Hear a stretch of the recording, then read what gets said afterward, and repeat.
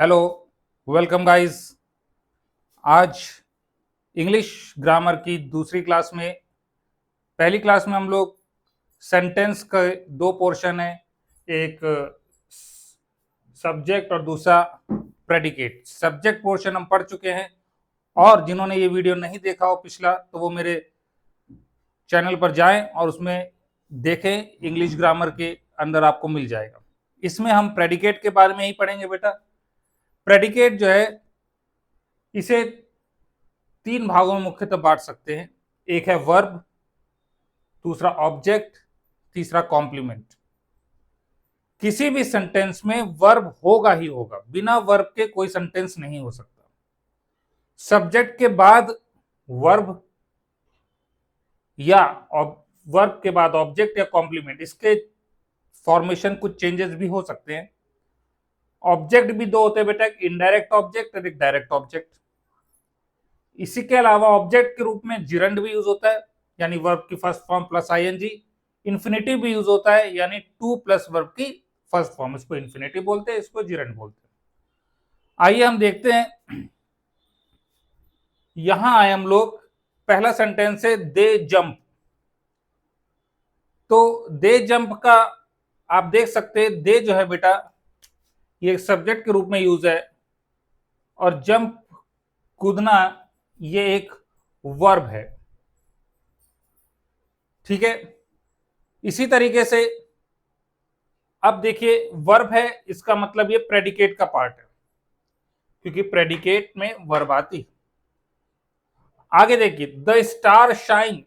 अब आप खुद सोचिए कि यहां पर वर्ब कौन सी है। तो देख सकते हैं द स्टार्स जो है वो आपकी क्या है, सब्जेक्ट है, और शाइन क्या है बेटा, ये आपका वर्ब है, प्रेडिकेट का पार्ट है, यानी वर्ब है। आप देख पा रहे हैं यहां सब्जेक्ट के साथ सिर्फ एक शब्द है, तो जो एक शब्द है सब्जेक्ट के बाद, वो बेटा वर्ब ही होगा। उसके अलावा वो कुछ होगा ही नहीं, क्योंकि कोई भी सेंटेंस पे वर्ब के बिना सेंटेंस होता ही नहीं। तो इसके अलावा लायन रोर, लायंस जो है वो दहाड़ रहे हैं, तो इसका मतलब लायन तो बेटा आपका सब्जेक्ट है, और एक ही शब्द है इसके बगल में, रोर, ये यानी कि वर्ब भी है, और ये कुछ हो ही नहीं सकता। इसी तरह राहुल रैन, राहुल आपका सब्जेक्ट हो गया बेटा, और रैन जो कि एक ही शब्द है, तो इसमें आप कह सकते हैं कि वर्ब होगा। ठीक है। आगे की और एग्जांपल में देखिए हम बेटा, तो ही हेल्प्ड कनक। कनक एक नाउन नाउन है, यहाँ पे नाउन की तरह यूज है, पर नाउन है नहीं, क्योंकि नाउन आपका ही है। ही आपका प्रोनाउन है, और ये सब्जेक्ट के रूप में यूज है। किस रूप में यूज है बेटा, सब्जेक्ट है ये, प्रोनाउन। हेल्प्ड आपका क्या होगा बेटा, ये होगा वर्ब। और इसके बाद जो कनक यूज है, ये बेटा ऑब्जेक्ट है। क्या ये, ऑब्जेक्ट।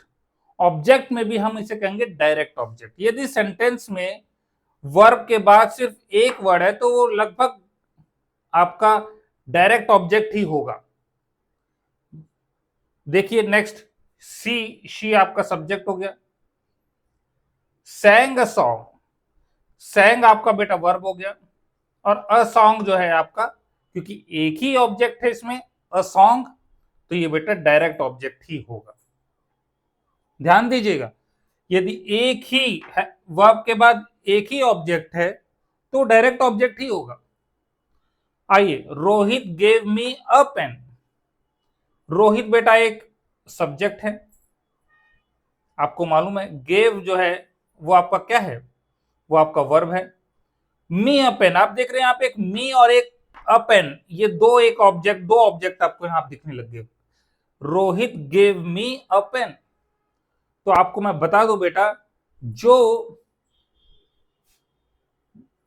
इनडायरेक्ट ऑब्जेक्ट होता है वो हमेशा लिविंग थिंग्स होता है, यानी जिसमें जीवन हो, सजीव जिसको बोलते हैं।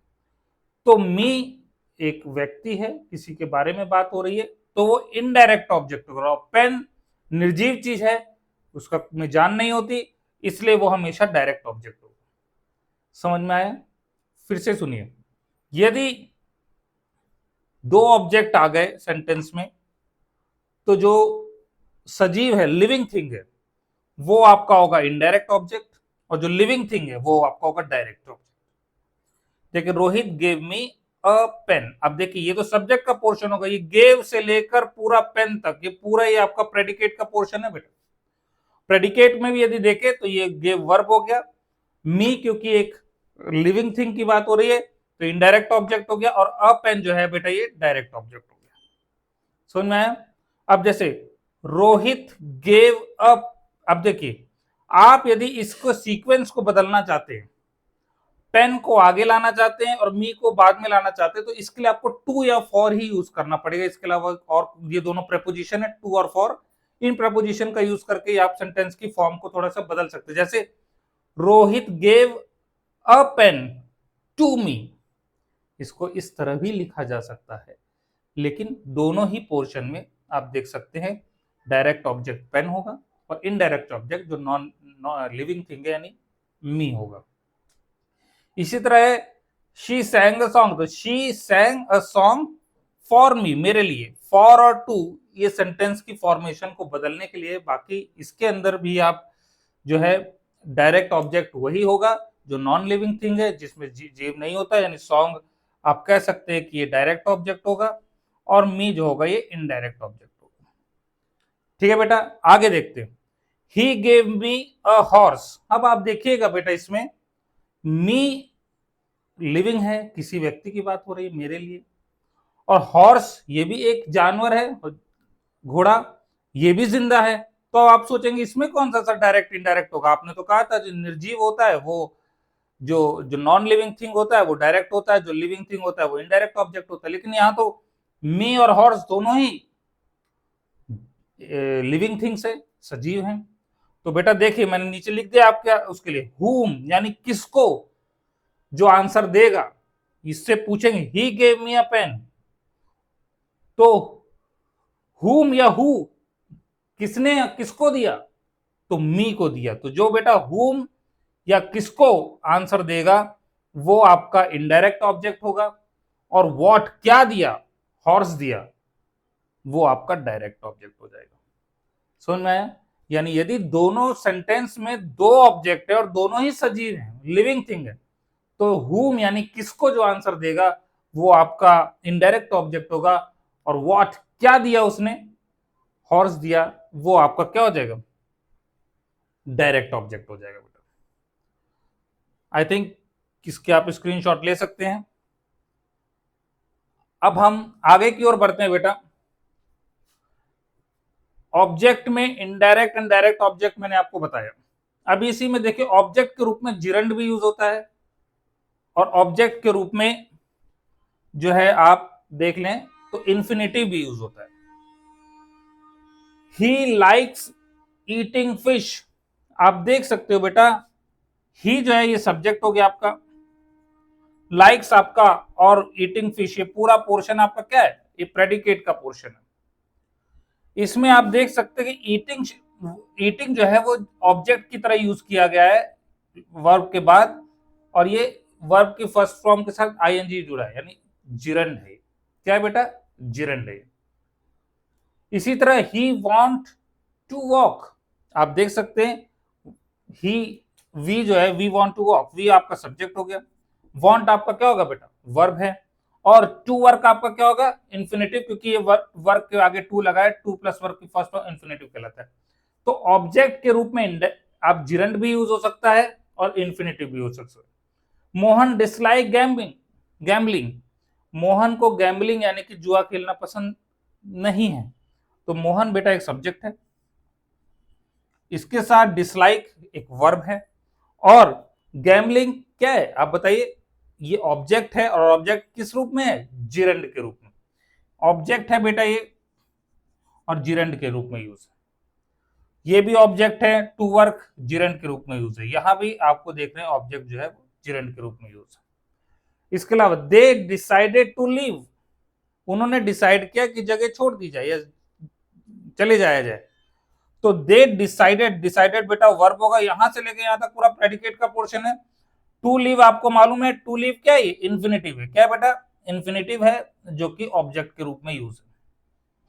ठीक है, ही एंजॉयड स्विमिंग, उसने, वो एंजॉय करता है स्विमिंग, तो बेटा ही तो आपका सब्जेक्ट हो गया, और एंजॉयड और स्विमिंग, क्योंकि एंजॉयड वर्ब हो गई और स्विमिंग आपका क्या हो गया, वर्ब की फर्स्ट फॉर्म के साथ आईएनजी लग गई यानी जिरंड हो गया, ये भी आपका क्या हो गया बेटा, ऑब्जेक्ट हो गया, जिरंड के रूप में ऑब्जेक्ट हो गया।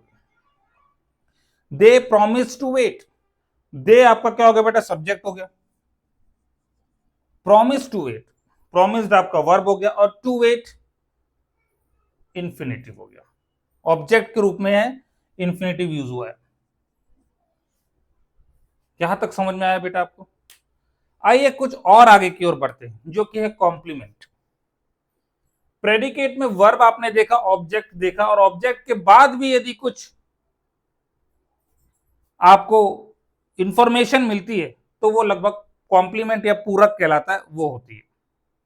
देखिए बेटा, कॉम्प्लीमेंट नाउन कॉम्प्लीमेंट हो सकता है, नाउन फ्रेज के रूप में हो सकता है, एडजेक्टिव कॉम्प्लीमेंट हो सकता है, एडजेक्टिव फ्रेज हो सकता है,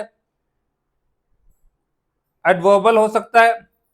एडवर्बियल मतलब होता है एडवर्ब के साथ जो एक्स्ट्रा इंफॉर्मेशन होती है उसकी बात है, एडवर्बियल बोलते हैं उसे। और पास्ट पार्टिसिपल, पास्ट पार्टिसिपल क्या होता है बेटा, जो ईडी फॉर्म होती है वर्ब के लास्ट में, जो ईडी लगा दिया जाता है, टायर्ड, प्लेड, तो वो बेटा आपका पास्ट पार्टिसिपल फॉर्म होती है। ये लिख सकते हैं आप, जिसके लास्ट में ईडी लगा दिया, वर्ब के लास्ट में जब ईडी लगा देते तो वो पास्ट पार्टिसिपल फॉर्म हो जाती है। तो आइए देखते हैं अब नाउन। द टीचर, देखिए आपको सब्जेक्ट दिख रहा है, the teacher made me the monitor, teacher ने मुझे मॉनिटर बनाया, ये पूरा पोर्शन प्रेडिकेट का है बेटा। और मेड मी द मॉनिटर मतलब मेड आपका वर्ब हो गया, मी आपका ऑब्जेक्ट हो गया, द मॉनिटर, मॉनिटर किसी बच्चे को बनाया गया है, तो आप देख सकते नाउन के रूप में यूज है ये, लेकिन नाउन नहीं है, इसको हम क्या बोलेंगे बेटा, नाउन कॉम्प्लीमेंट, क्या बोलेंगे, या कॉम्प्लीमेंट नाउन। ठीक है, तो कॉम्प्लीमेंट है नाउन का। आगे, we named the boy Mohit, we आपका सब्जेक्ट हो गया, नेम्ड आपका वर्ब हो गया, द बॉय आपका ऑब्जेक्ट, मोहित क्या है, मोहित एक लड़का है, और ये क्या है, नाउन कॉम्प्लीमेंट है। क्या बेटा, ये कॉम्प्लीमेंट नाउन या नाउन कॉम्प्लीमेंट कह लीजिए।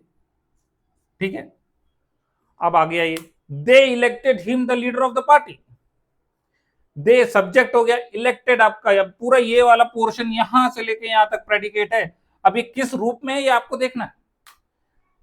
इलेक्टेड वर्ब हो गया, हिम आपका ऑब्जेक्ट हो गया, और the leader of the party, देखिए द लीडर नाउन है, ऑफ द पार्टी और अधिक इंफॉर्मेशन मिल रही है आपको यहां से, तो ये पूरा पोर्शन बेटा, क्योंकि नाउन फ्रेज का लगा, नाउन फ्रेज यानी मतलब होता है द ग्रुप ऑफ वर्ड्स, ऐसे ग्रुप ऑफ वर्ड्स जो कि नाउन के बारे में कुछ एक्स्ट्रा इंफॉर्मेशन दे रहे हैं, वो नाउन फ्रेज कहलाते हैं। आप परेशान मत हुआ कि नाउन फ्रेज क्या है, एडजेक्टिव फ्रेज क्या है, जो एडजेक्टिव के बारे में कुछ नया इंफॉर्मेशन दे, जैसे यहां पर एडवर्बियल क्या है, एडवर्बियल भी है, एडवर्बियल का क्या मतलब होता है, नाउन के बारे में, एडजेक्टिव के बाद में एडवर्ब के बारे में कुछ नई इंफॉर्मेशन, एडिशन इंफॉर्मेशन दे, उसी को हम एडवर्बियल कहते हैं। एडिशनल इंफॉर्मेशन जब ग्रुप ऑफ वर्ड्स दे देता है तो वो नाउन फ्रेज कहलाता है। वही आपका एडजेक्टिव के बारे में तो एडजेक्टिव फ्रेज कराता है, और एडवर्ब है तो नाउन, और ये कह लीजिए आप एडजेक्टिव और खुद एडवर्ब अपने बारे में न्यू इंफॉर्मेशन दे, वो आपका एडवर्बियल कहलाता है। ठीक है बेटा, अब आगे आइए, द जज फाउंड यू इनोसेंट, जज आपका सब्जेक्ट हो गया, फाउंड आपका वर्ब हो गया, और फाउंड से लेके जितना भाग है नाउन, सब्जेक्ट के बाद जो भी पोर्शन है वो पूरा प्रेडिकेट का है, लेकिन उसमें भी क्या क्या है वो आपको देखना है।